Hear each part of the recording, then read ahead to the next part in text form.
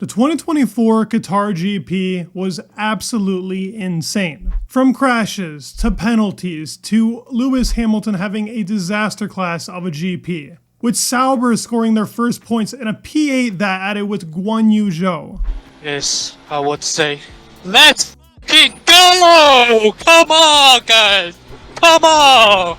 Who has also outscored Sergio Perez in the last 4 races, which has now put Red Bull out of the Constructors' Championship. McLaren and Ferrari are going to go down to the wire in Abu Dhabi, and Ocon is done for the 2024 season. We're going to get a different driver in Abu Dhabi. This was all caused this night in Qatar. What a GP, a lot of drama. The FIA had a very interesting officiating job here at this GP. And there is so much to go over. I mean, this was quite the mess we had here. If you're new here, go ahead and subscribe. It would mean the world for me. But let's go over the 2024 Qatar GP. Now, the sprint was quite a boring race because McLaren were defending. It was a nice defensive masterclass from the team. The strategy there was nice. Lando ended up letting Oscar through. But there were not too many expectations with the Qatar GP. It was fun that Max ended up actually getting pole position. The Red Bull completely turned their car around, from a Haas beating it to it being the fastest car for this race. Arguably, Max definitely made the difference here, but they were a much quicker car in the race in comparison to the sprint. And this race always looks beautiful. It's a nighttime race, so all the cars look just that much better. And it was lights out in Qatar. Even the first lap gave us quite the bit of drama. George had a pretty decent start, but as they made their way into second gear, Max Verstappen showed off why he's so amazing in these starts. Lando ends up getting a good line on the inside, but Max makes his stick. P1 for Max, P2 for Lando, and P3 for George, who did not retain his P1 position. He's actually been pretty decent when he starts at pole. But following that, at the very back, literally the P19 and P20 driver end up getting into a collision. But my first thought was, I can't believe Colapinto got into a crash again, but it was definitely not his fault in this instance. It was definitely more on Ocon and Hülkenberg. But the main blame goes to Hulk, who ended up locking up. Ocon tries going from the outside, doesn't end up working, and Colapinto's the bystander in this situation and ends up getting out of the GP due to this. And Ocon, and this is going to be his last GP for Alpine. It has now been talked about and confirmed by multiple sources that Jack Doohan will be racing in Abu Dhabi. I'm not sure why this happened. Ocon is a race winner for Alpine. He ended up just getting a P2 in Brazil.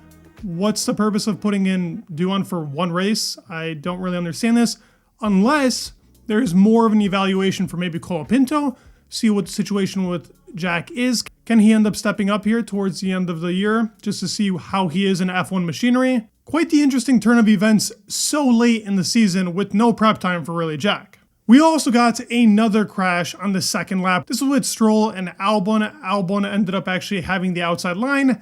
Stroll does understeer, and that's what ends up making the collision. I would say it's a racing incident. Did Stroll deserve a 10-second penalty? Not really sure.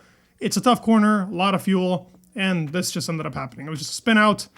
But Alex still had a pretty decent race, considering everything that happened here. Max leads us back to racing as we now see Max, Norris, Russell, Piastri, Leclerc as your top 5 for the race. This is by lap 8. It's still a pretty calm race in comparison to what we get in this second half. It did seem like the McLaren had a little bit of pace on the Red Bull. I would say they were the strongest car, but I would say that Max is the strongest driver, so that's what makes the difference. The consistency by Max was insane, and Lando was just not able to keep up. The car was a bit all over the place. It was getting into the gravel, and he wasn't able to make up that time. He was always sticking around 2 seconds to 1 second, never getting that DRS. Lewis did end up actually receiving a 5-second penalty for a false start. He really didn't gain off of this, but it was the start of Lewis's very, I would say, bad luck race for Qatar.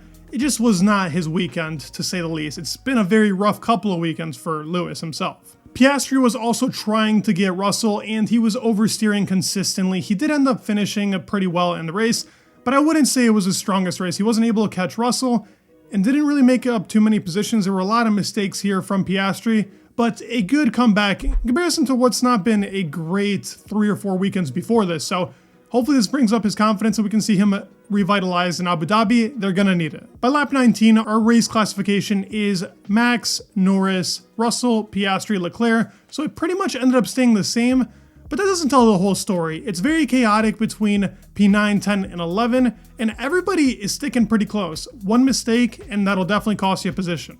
Yet again, Piastri is trying to hunt down George. He never ends up doing this, and George ends up coming in for a pit stop, as it's clear that the Mercedes car wasn't as good in the race as it was in qualifying. Seems like my prediction didn't come true. The car was quick, but the understeer in the race definitely cost them, and that's where Russell ended up getting screwed over because he pit a lot quicker than everybody else did. Why have we put the fucking hards back on? They're shit. Both drivers were talking about the balance. You see Lewis have a oversteering moment going into turn 3, and this is where the chaos starts to ensue even more for Lewis and other drivers, and where the FIA shows off what a poor job they've done in this GP. As you can see in this picture, this is a pic of really the McLaren catching up to Max. They were very close, but there is a little mirror on the left side, which will become very costly very soon. It was out there for a long time. At some point, we saw flashing of green and yellow on that timetable for most of the viewers. It was going back and forth consistently. It was because of the little debris that was either caused by the Williams or the Sauber. I'm still not sure who ended up getting this mirror to come out. I think it was Albon. But this should have been cleared under a virtual safety car to make sure that no cars get punctures. But guess what happens a couple of laps later? It's both Carlos and Lewis end up getting punctures. A bunch of bad luck for both of these drivers because they were both having decent GPs. Lewis definitely didn't have the car under him considering what a weekend it's been. But Carlos was doing pretty good, and this would have been a good wad of points if everything ended up happening like it did towards the end of the GP. Because the end of the race definitely dictated a lot more how this championship in the Constructors is going to look like. This is where the safety car comes out and plenty of drivers come in for the pits, and it ends up rewarding a lot of drivers that ended up sticking it out on the mediums for a very long period of time. Plus, with the punctures, a lot of teams are now going to be very wary, seeing as Lewis and Carlos have now pretty much lost a lot of their race because of this. It's the perfect time to come in for the pits. Max ends up staying in front. Lando is behind Leclerc, Piastri. As you can see, Gasly is sticking it up in P6, and Checo ends up actually making a good inroads because of this as well to put himself in P5. So Checo is actually having a pretty good recovery race. Well, that's going to end pretty soon. So as the restart is going, Checo ends up spinning out and losing drive. Now, it looked very odd. He still had a little bit of gas, but it's clear that the car was done for, and something ended up happening within the inside to cause that malfunction where Checo ends up going off the road. The car is dead. Unfortunate, it wasn't his worst GP, but this puts him out of the Constructors. It's been a bad year for this driver. I don't think Qatar was a very bad performance considering the sprint was awful, and so was qualifying, both in the sprint qualifying and in regular qualifying. He could have definitely gotten better than he did in Q3, but it wasn't his worst GP, to say the least. And on the restart, Lando gets very close to Max. He tries going on the outside, but as Max has said multiple times, you can try the outside, but I promise you, you ain't making an overtake, and that's clearly what happens. He doesn't run him off the road. It's pretty clean racing, but Max retains the position, and this was crucial for him to actually end up winning the race by the end of this GP. Yet again, Nico goes off. It's been a bad race for Nico. Sometimes he has these stinkers. This was definitely not a good one for Nico. Ends up beaching it in the gravel, and another safety car is now underway. Lando ends up getting investigated for not slowing down on the yellow flags. Max ended up saying this about 10 laps ago. If Max didn't even mention this, I wonder if the FIA would have even caught this. He doesn't end up lifting, but the penalty that he ends up getting, I think, is way too extreme. This time, Max is perfect off the line, ends up keeping P1. Lando is forced to defend against Leclerc, and Piastri now has a chance at catching up to these other two drivers. And this is where the 10-second stop and go penalty is given to Lando on the next lap. Now, I'm glad that the stop and go is back. It's definitely a penalty that should be in Formula 1. It's not been used in a very long period of time, but for the yellow flag being out to give a 10-second stop and go, a 5-second or a drive-through I think would have been sufficient enough, but a 10-second stop and go is like horrible for Lando. It pretty much threw his whole race away, and I don't agree with it being this extreme. I agree with the penalty. Max was great to catch this because he ended up lifting, and so did a lot of other drivers, so he should have been penalized. It was a slam dunk right there, but too extreme. He ends up serving this penalty. In the meantime, Lewis also ends up getting a drive-through for speeding in the pit lane, which Lando ended up actually catching because he had to end up locking up on the brakes. He forgot to hit the pit limiter. It is a race to forget for Lewis, definitely. He ends up actually telling the team, just retire the car. I do not want to keep racing. And we've heard Lewis be like this before. He's saying that he's not fast. Clearly, he's a fast driver. He's down in these last couple of GPs. He'll get back into it. If Fernando can be fast at above 40, I think that Lewis can still be fast. It's just been an awful ending to his Mercedes career. But we can't forget what this guy has done for Mercedes, first of all, and his statistics are insane. So I don't think this is going to be the end of him. It's just a rough couple of GPs. Gasly ends up keeping fifth from Carlos, defending him this whole time. I mean, what a performance by him. Not a lot of people talked about this. In the driver of the day, I didn't even see him in the top 3. He's been amazing. And his car isn't supposed to be in that position.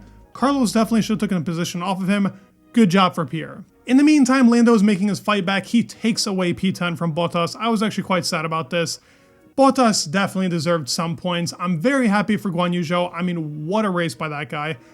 Ended up having a lot of good luck, but it was important that he kept it on track. He did a great job. His pace was very good. He kept some pretty good people behind them as well. And a good job for Sauber. They deserve some points. It's just a little too late into the season. In the meantime, K-Mag is also making up positions. I'm going to miss this guy. He had my favorite radio of the race. It was so many good radios, but my favorite one was definitely the one that he set to Alex Albon. Fuck off! Clearly, he felt some type of way, and it was very justified. I think Alex pushed him way too far, was trying to hold that position, even though the soft tires were the completely wrong choice, but they had to gamble somewhat going into that last part of the race, and good job for K-Mag getting a P9. That's pretty valuable for Haas. It'll keep them ahead of RB, but I think Alpine is going to run away with this P6. This now makes the Constructors' battle a 21-point difference. Guan Yu Zhou, P8, yet again, gotta give my congrats to him. What a race. Fernando was also outstanding, didn't see any praise for him. A P7 in a car that's definitely not that quick. Aston had a great strategy too. It was nice to see Fernando up here. Guan Yu Zhou, K-Mag was great too. Gasly was amazing. Leclerc, very subtle race, but very good. Max also, to say, what a perfect race by that guy. Not gonna be mentioned a lot because he wasn't shown a lot, but he kept Lando behind the whole time. I don't even think he had the fastest car still if we go off of race pace. What a GP it was. What a mess by the FIA. They got to get that sorted out. I can see that even the F1 commentators are mentioning that the FIA is a complete clown show right now, and too many problems are persisting from race to race. They should have been able to get that mirror off. No puncture should have happened. That was definitely a mistake, but it did give us quite the GP, and I think we all enjoy a GP like this where it's just very chaotic and just a fun watch, regardless of what people want to say. I'd love to hear your thoughts down in the comments below. Please leave a like, subscribe. It would mean the world, and peace.